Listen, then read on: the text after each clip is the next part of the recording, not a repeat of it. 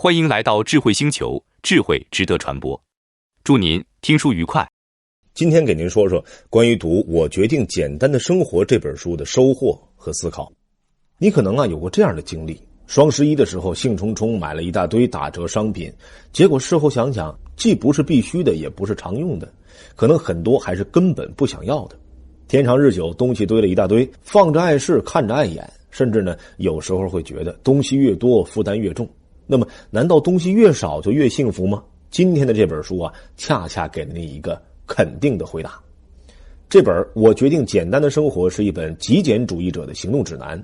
这本书告诉你扔掉多余的东西，认清自己到底想要什么，最大限度把生活环境变得简单，从而拥有更多的时间和精力，达到一种自由自在的生活状态。本书的作者叫做佐佐木典士，是一个日本人。他的本职工作是出版社编辑，同时也是一名非常纯粹的极简主义者。2年前他和同伴一起开设了一个倡导极简主义的网站，在日本获得了大量关注。目前佐佐木典士已经成为日本最有代表性的极简主义者之一。这本书兼具了哲学思考和实践方法论，是他的武功秘籍。目前这本书在日本亚马逊上的书评数量和读者评分都非常高，已经超过了近年在中国大热的断舍离。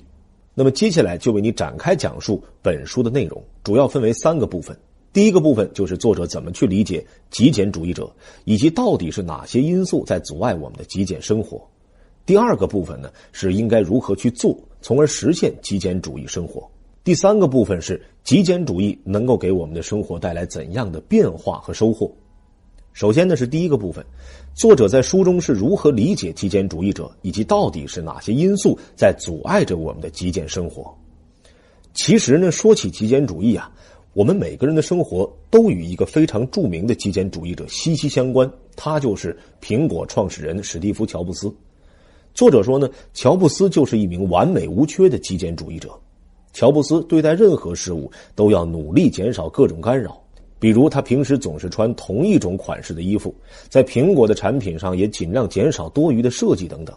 据说凡是乔布斯参与的会议，出席人数一定会压到最低，如果发现有不必要的人在场，他就会毫不留情地跟对方说，你不需要出席这次会议，谢谢。由此可见，极简主义者并不是要扔掉所有东西，而是把没用的事物减到最少。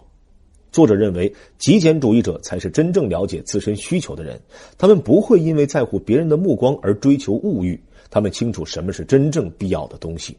正是更加珍视生活中重要的东西，极简主义者们才会减少周围物品的数量。那么到底减到多少才算步入了极简主义者的门槛呢？作者的回答是没有固定标准。反之作者还告诫我们，一定不要从字面理解，极简主义并不是越少越好，也千万不要去比较谁留下的东西更少。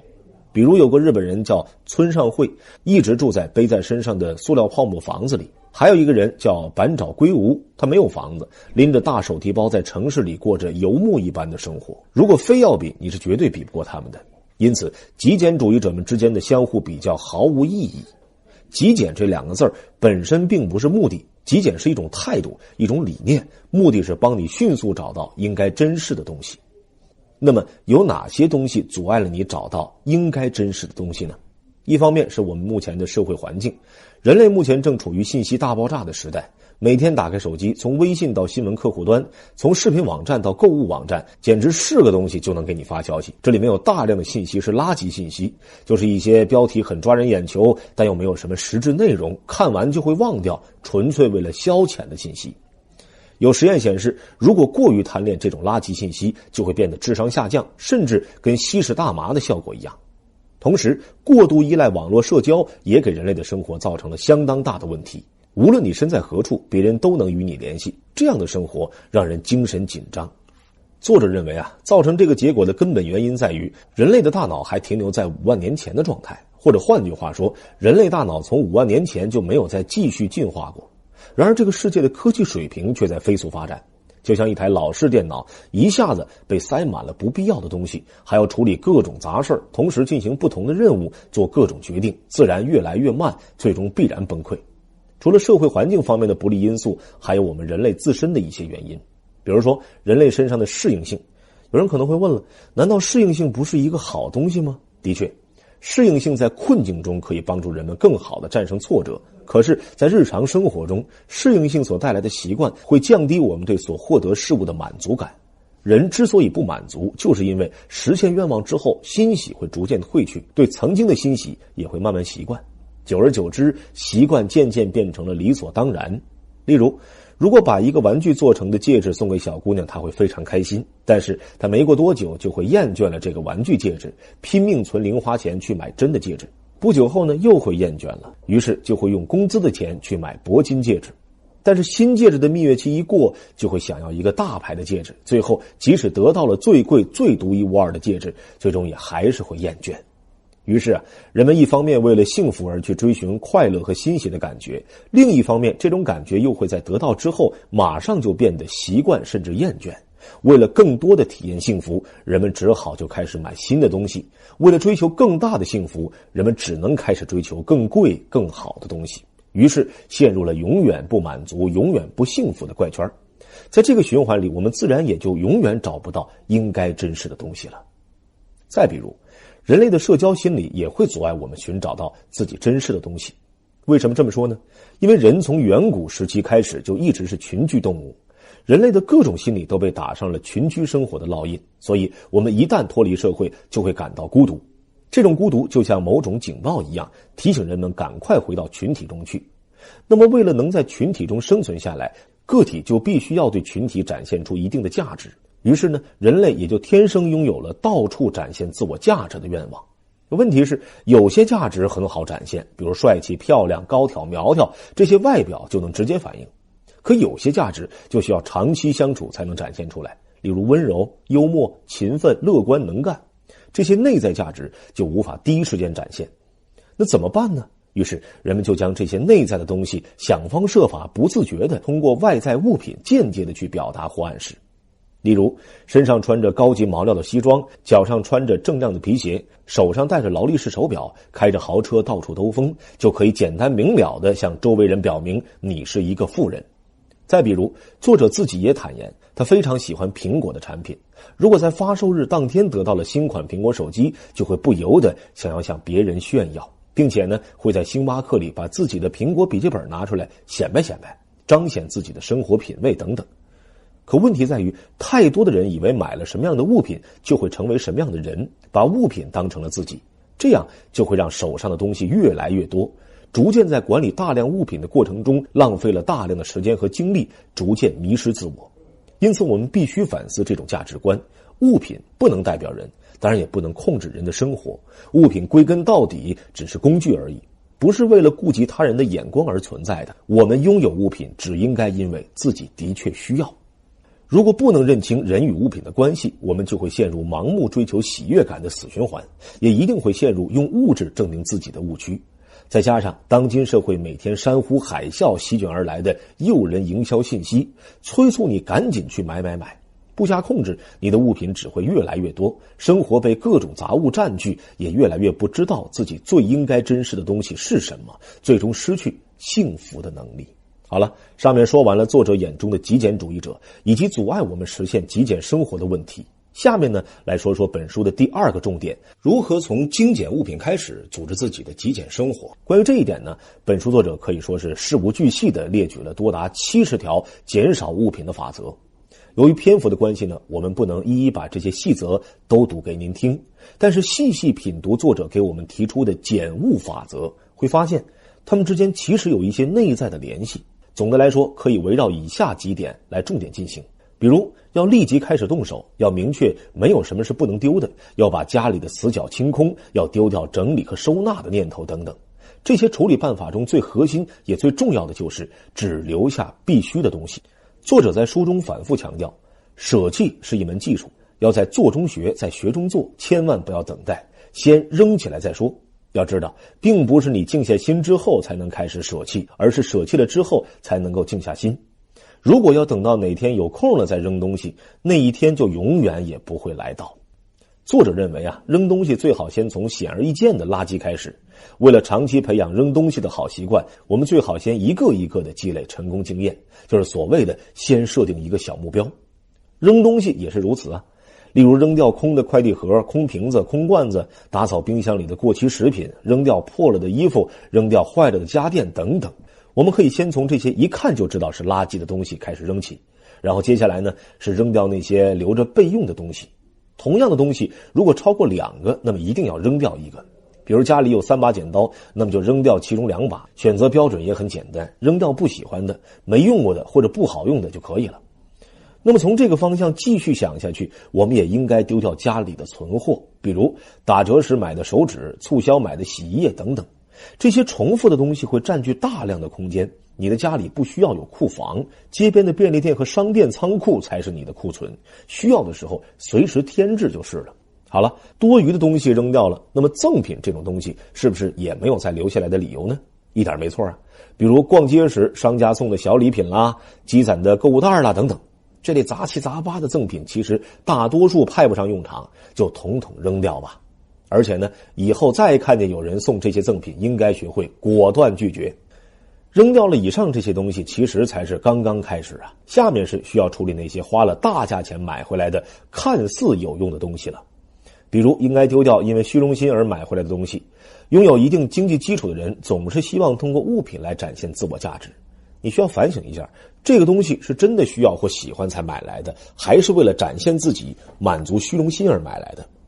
这些为了虚荣心而采购的东西啊，会大量消耗你的精力，比如显示潇洒帅气而买的名牌手表和名牌钢笔，为了偶尔能发一次朋友圈而买的专业户外装备等等。这些纯粹用来满足虚荣心的东西，请丢掉吧。还有一些东西到底该不该扔掉，可能不太好判断，那么作者也给出了他的一些标准。比如说1年不用的东西请扔掉，如果是今年冬天肯定会用到的毛毯，或是每年都会穿的羽绒服，或是明年夏天肯定会穿的泳衣，这些就留住。但是很多1年4季都没用过的东西，1年没用也不影响生活，那就说明其实你并不需要它们，估计明年你也依旧派不上用场，所以请果断扔掉。再比如落了灰的东西，既然落了灰，看来也是不需要的东西，也可以扔掉。如果以上都做到了，那么你还要检查一下家里的角落，尽量把角落清空，不要试图在角落放一个柜子呀，或者放一个架子之类的东西。收纳空间并不是越多越好，增加收纳空间只会让东西越来越多，最后永远装不满。与其这样，还不如干脆不要收纳空间。极简主义品牌无印良品的设计师原研哉就非常推崇一种理念，叫做无用之用。这是日本禅宗的一种哲学，就是说其实越是空无一物的房间，越能让我们内心舒适。各种家具和收纳用具都是自由的敌人。那么在扔这些东西的过程中，你也许会遇到一些左思右想，确实难以下定决心的东西，那怎么办呢？没关系，作者也总结了一些折中的经验。比如说，你可以把无法舍弃的东西暂时先拿出来，放在纸盒箱子里或者壁橱里，暂时把它隔离一段时间，重新审视你和它的关系。如果之后一段时间你都没再拿出来，多半也就可以赶紧决定扔了。比如在审视某个东西的时候，一开始觉得无法彻底舍弃都是正常的心理，只要你能在接下来明确找到让你难以舍弃的理由，就比较好办了。例如你发现这个东西承载着美好的回忆，那么干脆就将这些东西拍个照留个念，就是一个好方法。拍了照片之后，回想一下当初得到的喜悦，再对物品表示感谢，然后把照片保留起来，东西本身就可以扔掉了。再比如，如果扔不扔一件东西让你反复思考了5次，那么就应该果断扔掉它，因为它已经开始在牵扯你的精力，还会让你纠结其他东西的去留，带来连锁反应。所以如果反复出现丢掉的念头，还不如立即做决定，直接扔掉就好了。那么如果有些值钱的东西，可以考虑放在二手代卖网站上，一来是可以收回一些钱，二来是在拍照、填表、注册的过程中，也能够再次不断提醒自己不要再犯同样的错误了。或者也可以把这些不要的东西送往救助站，或者放在垃圾箱旁边，去帮助需要这些物品的人。因此作者反复提醒，要时刻牢记极简主义生活的核心就是只留下必要的东西，其他全部都要下决心扔掉。扔东西会让你获得大量的时间安排自己的生活，获得充沛的精力去花在真正喜欢的事情上。好了，上面说完作者给我们扔东西的一些建议，下面来给你说说第3个方面的内容。在彻底贯彻极简主义之后，我们的生活可以发生怎样的变化？极简主义理念可以让生活发生真正而彻底的变化，比如本书的作者，他就是其中的一个受益者。通过扔东西把自己改造成极简主义者之后，他的生活发生了巨大的改善。最直接的变化是生活时间变多了，他省去了购物的时间，省去了为了追求限量版而排队的时间，省去了关注垃圾信息的时间，省去了翻找东西的时间，竟然连打包搬家都达到了说走就走的境界。与此同时，他拥有了充裕的时间去放空，去思考自己的人生。还有一个变化，就是他拥有了充沛的精力，要操心的东西少了，生活效率也变高了，精力自然就多了。他可以马上随时随地去做他自己想做的事情，把自己变成了一个行动派。这位作者除了在全日本做了12场演讲，他还尝试了潜水、瑜伽、开网站、写书，向自己暗恋了多年的姑娘表白等等，收获了好多个人生第一次，生活变得有趣了许多。也因为这些尝试，作者结识了很多好朋友，收获了良好的人际关系。那么在内心方面，内心感受也变得更加宁静，因为不用去刻意证明自己的价值，所以也不用在乎别人的眼光，结果是能够更专注于自己的内心，也更珍惜身边留下来的东西。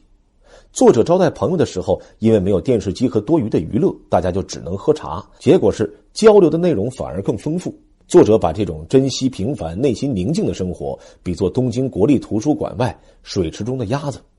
那些鸭子们不会想着去当一只到处炫耀的鸭子，他们只是每天做好自己的事情，以自己的方式去体会宁静的幸福。那么这种内心的宁静最终也会带来身体的长久健康，这也是作者在奉行极简主义生活之后最大的收获之一。前面说过，极简主义的目的是让我们变得幸福。那么作者最终找到了幸福吗？答案是肯定的。这位作者不仅感受到了幸福，而且过去那种繁琐的日子自己永远也不想回去了。作者认为，其实我们都不需要去变得幸福，而是去感受幸福。极简主义的生活方式能够让我们找到最真实的东西，能够让人有更多的精力去关注内心，因此自然也就能够让我们更加深刻地体会幸福。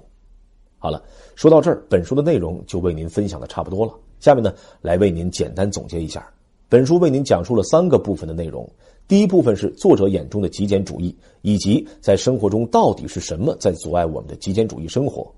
作者认为，所谓的极简主义本质其实是一种态度和理念，并不是要比谁手里的东西更少。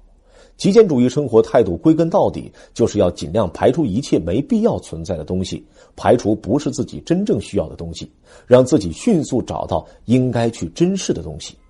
那么在这个过程中间，我们的社会环境、人类自身的适应性和社交心理都会对这种极简生活产生干扰。第二部分是作者对于如何精简物品的一些建议，包括精简物品应该立即做起，永远都不晚，但是千万不要等待，可以从手边不值钱的物品扔起，比如备用的东西、购物的赠品等等，然后去扔掉那些纯粹为了满足我们虚荣心而购买的东西。而且作者建议我们不要在房间里放置太多的储物收纳空间，应该逼迫自己从一开始就学会不囤东西。那么对于反复思考不舍得丢弃的东西啊，如果反复思考的次数超过了5次，那么就请一定果断扔掉。第三部分是极简主义给生活带来的变化。从作者自己的体会来看，变化主要有如下几点，比如生活时间更自由，生活效率更高，精力更充沛，内心更加安宁，身体更加健康等等。通过这些生活状态的改善，作者的内心也寻找到了久违的幸福感。那么听完这本书，你可以从明天就开始尝试一下这种极简主义的生活。好了，以上就是今天的全部内容。恭喜您又听完了一本书，感谢您对我们的支持和关注，请订阅智慧星球听书频道，点赞和分享给身边的家人和朋友，智慧值得传播，开启美好未来。谢谢您，再见。